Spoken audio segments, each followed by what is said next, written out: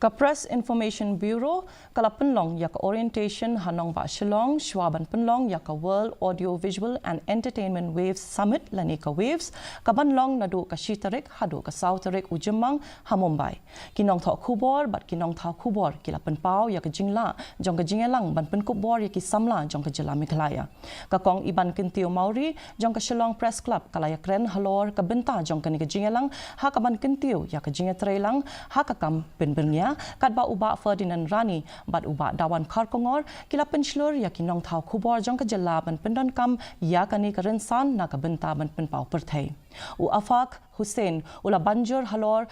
kilat kilinti na ka Bynta ki samla ki bedon ya ka sabantai ya ki kam ki bane link ba ki social media. A bit about Hello Meghalaya, so it's a multi-platform and has given content creators like me to earn and supported all of us. Because back then, let's say the only people who can support are maybe people who have like government jobs or who work as engineers, doctors. But now content creators are getting financial aid. They're getting this film grant that just happened, whereby the government's giving money for them to make movies. It's a place where people from the media field, professionals, content creators, tech visionaries can come together in one platform to share their inputs, to have discussions, collaborations. And one of the good things is that